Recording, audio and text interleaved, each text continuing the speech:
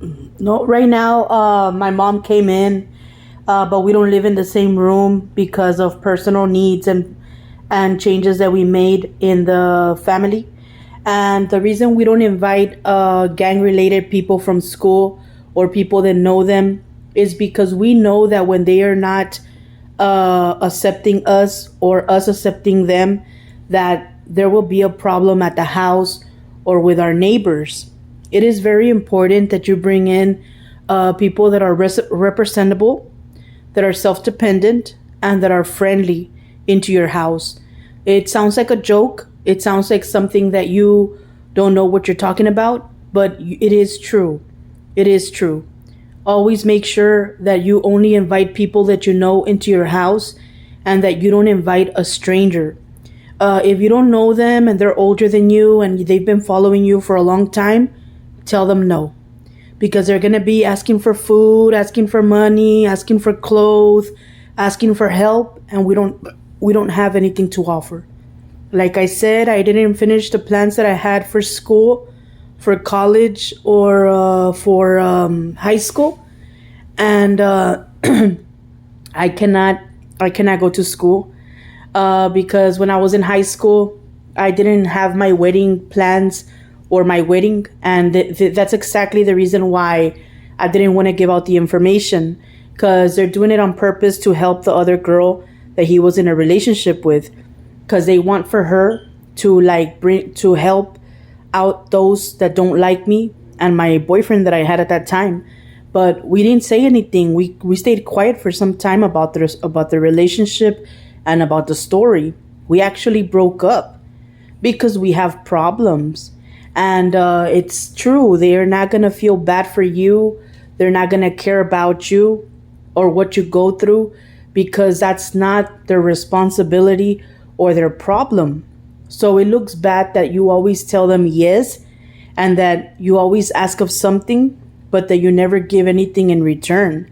So like imagine being with no work, no education, no family or anything, and you always have to be telling the neighbors to help. It looks bad. So I think I do need to get a job. I think I need to go back to school. But when am I going to be able to do all that? How am I going to be able to do all that when I'm disabled? When I don't have the power, when I don't have the ability to do that? Now, I can be very nice and accept everybody that I dated back into the house where they come and make a visit to see who would want to help. I could be very nice and accept everybody in the family again and welcome everybody in so we could get help from them. But what happens when they don't invite you in and it's been more than 12 years, 15 years, and you're always needing to ask them to invite you? That's when you start to realize that they don't invite you because they don't think of you and they don't want to have you in their life. So it's sad to know that your own family is giving up on you or themselves for a person that doesn't even belong in the family. And it's sad because if you say no, they start to think that you're a bad person just because you didn't save their life or because you didn't help them. And that's not your responsibility. Your responsibility as a person, like everybody else, is to help your mom, your dad, and yourself before you can help another person. So you need to think about what you're doing for yourself, what you're doing, not for everybody else, but for yourself. The lady next door doesn't care if you graduate, if you go to college, if you get a brand new car today. She doesn't care. She doesn't feel bad if you don't have a husband or a wife or a baby or a brother or a sister or a husband or a wife. She doesn't feel bad for you because it's not the need that she has as a person. So why do you feel bad for them? Don't feel bad for them. You don't like them as a husband? You don't like them as a friend? Let them go. If you're always there, then it means that you told them yes and that you wanted to. If it's not true, then the other girl must have made you responsible so she wouldn't have to be friends with the person or be there for the person because she already knew that they were going to be trouble since the first day because of all the parties that they have and all the weddings and graduations and college parties and all that stuff. Now, I could be very nice and say yes about everything so we could get rid of the problem, so we could get rid of the situation, so we could get rid of the problem. But what happens when you come to my house, not one time, not two times, not three times, but the whole 10, 12 years, and I don't want to have you there? And I always have to tell you yes. And I don't even know you. It starts to become a problem. Because I'm paying for you to stay, but you're not my husband or my wife. And you're not my daughter or my son. You're not my brother or my sister. And you're older than me. So it looks bad. So, of course, it's going to bother me that I always say yes about everything and you don't try to help with anything. Now, I cannot tell you no because you take advantage that you're older than me and that you can do more for yourself than what I can do for myself. So, of course, it bothers me that I always have to be a no in everybody else's life so you could be a yes in my family, in my friends, and at my house. That's like you trying to use everything that I have for me for yourself. And that's wrong. Because if you cannot do that for me, that I could be welcome at your house with your family, then I cannot do that for you. So that you could be welcome with your friends and family at my house. Because if you don't like me, you don't accept me, you don't welcome me, how am I going to welcome you if you don't even want to accept me? So it looks bad.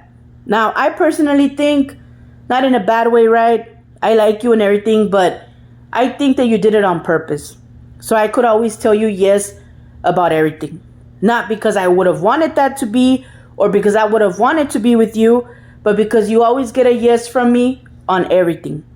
And I'm done. I'm already tired of always putting yes about everything. And instead of it becoming better or getting better, it's just getting worse. And it sucks because the one that's carrying with that sacrifice, that suffering, that problem, that depression, and that desperate need is not you. It's me carrying with that responsibility. You didn't give me a child. You didn't get me pregnant. You didn't fuck me when I told you to. You didn't want to come see me when I was there. But now you want me to tell you yes. Now I got to tell you yes all the time. And it's not even so you could be friends with me or so you could be there for me. It's so you could make me pay for you, for your needs. Now, I don't have a problem helping you because I care about you. But it's starting to become a problem because I cannot do anything for myself. And I always got to tell you yes about everything. Now, yes, I care about you. I love you. But I cannot be giving up on myself all the time for you. I'm not even 50 years old. And I already have trouble walking. Only the seniors that are like 60, 70, 80 have that problem. The fucking old guy over there that's like 70, 80, 60 years old has a better life than me. Not the way he looks because he's not as good as a young person, but he looks better than me. He lives a better life than me. So you tell me what I think when I have paid for those that are older than me and their needs at the house? That they're taking advantage. That they're taking advantage of my family. They're taking advantage of my house. They're taking advantage of my friend. They're taking advantage of me as a person. So what makes you think that I would want to welcome you in my house again, knowing that I have to pay all that for you just so you could come and make more lies that you want to be my friend? A real friend doesn't do that. A real friend stays by your side to be there for you. You didn't pay shit for me. You didn't pay a single fucking dollar. Tú no pagaste nada. What the fuck did you pay, bitch? What the fuck did you pay? You didn't fucking pay shit. You're not even supposed to be here. This is my fucking house. I've been fucking paying for 2 houses, another fucking house, para que te calles el pincho hocico. I don't even fucking like you. And we have to pay for 3 houses. Fucking appreciate the family and the people that are there. They don't even fucking like you. Because you have a fucking bad attitude. Always talking shit all the time. Ya piensa que porque te metiste con él, que vas a pagar todo por él. Porque anda ahí criticándote y todo eso. No es ni de la familia el pinche huerquillo. He's not even from the family. He's already welcoming himself in with the family, with the people and everything. He already thinks that he's wanted. He already thinks that I like him and that I want to be with him just because he fucked me. Shit, he didn't even give me kids and he's already getting a place in the family. He's the last fucking person that I want in the fucking house. He never fucking gives me shit. Never. He never gives me anything. But he wants to be remembered. He wants to be thought of. He wants us to always say yes. But he doesn't want to help with anything. Ahí estoy yendo para el pinche hospital para que la otra se quede en la casa. Para que le den comida en la casa. Para que le den dinero en la casa. Para que le den carro. Y en vez de mejorar yo y ella, estamos empeorando. Esa pinche vieja no se va a sentir mal por mí. Si me llega a faltar la pinche cabeza ahí en el funeral.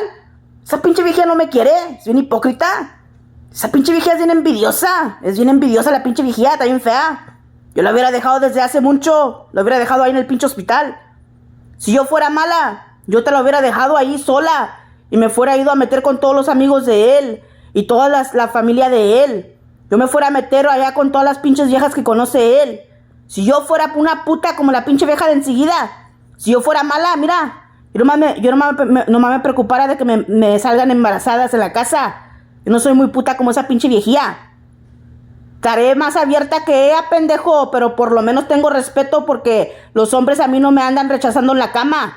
Me rechazan pero porque tienen que estar pagando su pinche necesidad. Ella es una pinche puta. Porque siempre intenta salir embarazada para que se caiga el pinche hocico. Ni la quieren en la casa la pinche viejía. La quieren sacar para afuera porque está bien fea. Pinche viejía pendeja. Al rato le meto putazos pendeja. Para que mire cómo le va. Y ya cállese el pinche hocico porque mi pinche casa mando yo. Pague la pinche deuda de su pinche esposo de los carros que trajo para acá. Y luego dígame a mí qué chingados hacer. Si ya no la quieren en la pinche casa. Y ya cállese el pinche hocico porque le meto un pinche vergazo. En mi pinche casa mando yo. Yo mando en mi casa. Pague su pinche deuda, viejía cagada. Y luego dígame a mí qué chingado soy. Y ya cállese el pinche hocico. Porque le voy a meter un pinche vergazo. Si no se lo meto yo, hago que alguien venga y se le agarre chingazos. Ya cállese el hocico.